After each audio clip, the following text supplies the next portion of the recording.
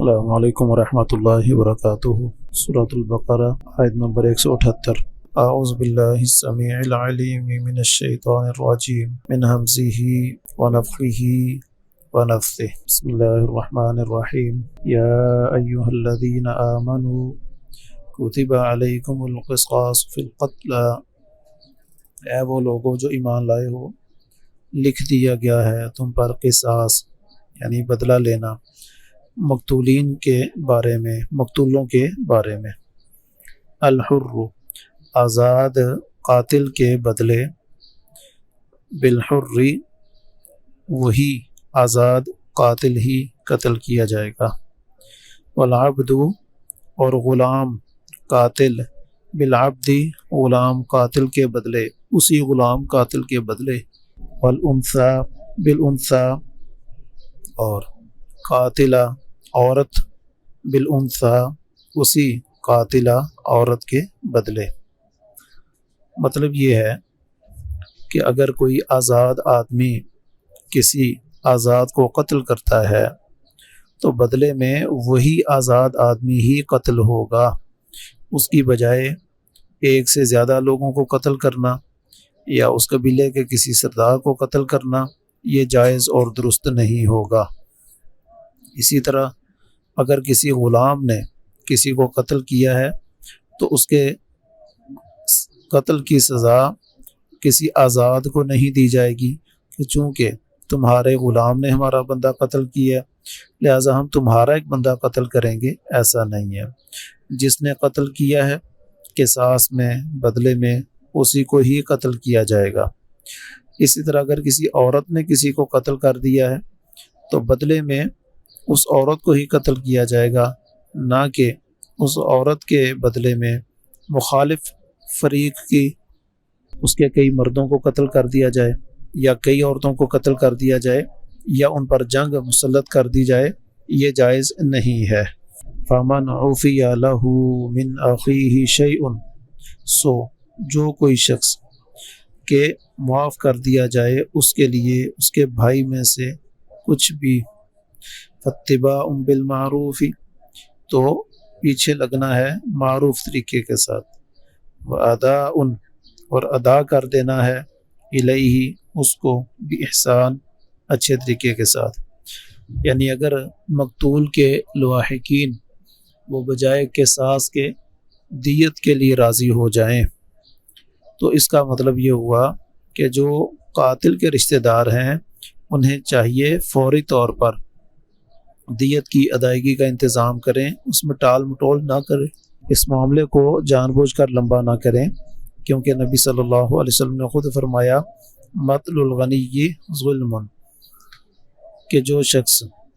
استطاعت رکھتا ہو ادائیگی کی اور پھر ٹال مٹول سے کام لے تو اس کا یہ ٹال مٹول کرنا بہت بڑا ظلم ہے۔ تو جب ان کے پاس موجود ہیں وسائل دیت دینے کے اور پھر بھی وہ پس و پیش کر رہے ہیں تو یہ ان کا ظلم سمجھا جائے گا، اس لیے انہیں یہ ظلم نہیں کرنا چاہیے بلکہ اچھے طریقے کے ساتھ ادائیگی کر دینی چاہیے۔ ذالک تخفیف من ربکم یہ سہولت ہے تمہارے رب کی طرف سے، ورحمت اور بہت بڑی رحمت ہے۔ عبداللہ بن عباس رضی اللہ عنہما کہتے ہیں پہلی قوموں میں صرف قصاص تھا، جبکہ اللہ تعالیٰ نے اب ہمارے لیے یہ سہولت رکھ دی ہے کہ قصاص کے ساتھ ساتھ دیت کی اور معافی کی سہولت بھی ہے۔ اگر کوئی بدلہ نہ لے اور دیت لے لے تو اس سے ایک تو قاتل بچ گیا قتل ہونے سے، اور دوسرا ان دونوں خاندانوں کے درمیان جو ایک گرہ لگ جاتی ہے اس سے بھی یہ بچ سکتے ہیں۔ فَمَنِ اعْتَدَىٰ بَعْدَ ذَلِكَ تو جو کوئی اس کے بعد حد سے تجاوز کرے گا، زیادتی کرے گا، فَلَهُ عَذَابٌ عَلِيمٌ تو اس کے لیے دردناک عذاب ہے۔ حد سے زیادتی کرنے کا مطلب کیا ہے؟ حد سے تجاوز کا معنی یہ ہے کہ بات طے ہو گئی کہ ٹھیک ہے آپ ہمیں دیت دے دیں، اب مقتول کے لوگ جو ہیں وہ اچانک کبھی ہلہ بولیں اور قاتل کے لوگوں کو، اس کے رشتہ داروں پر حملہ کر کے انہیں نقصان پہنچائیں یا ان کا چھپ کر کسی بندے کو قتل کر دیں، جبکہ قاتل کے ورثاء اور لاحقین وہ تو مطمئن تھے کہ ہماری صلح ہو گئی اور ہم نے دیت ادا کرنی ہے،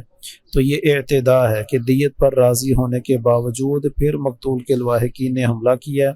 اور زیادتی کی ہے۔ تو فرمایا جو کوئی شخص زیادتی کرے گا اس کے بعد تو اس کے لیے دردناک عذاب ہے۔ وَلَكُمْ فِي الْقِصَاصِ حَيَاةٌ، اور تمہارے لیے بدلے میں زندگی ہے، اس لیے کہ جب پتہ ہوگا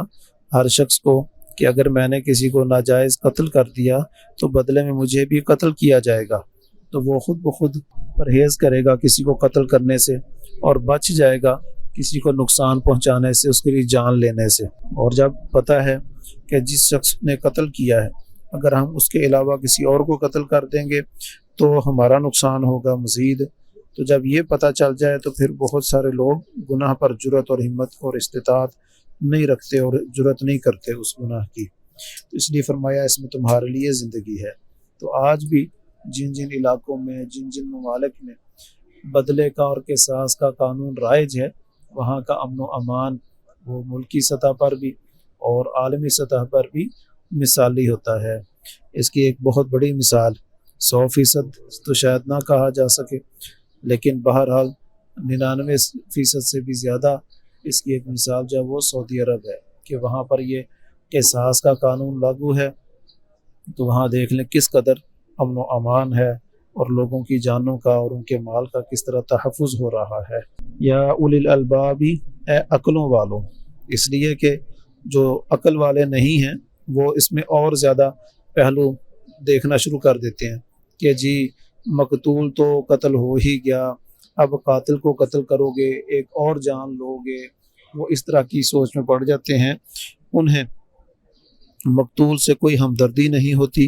اور قاتل کے ساتھ وہ ساری ہمدردیاں جتا رہے ہوتے ہیں، اور نتیجہ کہ لوگ جب انہیں سزا کا کوئی خوف نہیں رہتا تو وہ جرم پر اور گناہ پر دلیر ہو جاتے ہیں، اور پورا ماحول اور معاشرہ اور پوری ریاست اور پورا علاقہ ہی وہ ظلم و ستم کی لپیٹ میں آ جاتا ہے اور بے سکونی کی وہ تصویر کشی کر رہا ہوتا ہے، تصویر اور منظر پیش کر رہا ہوتا ہے۔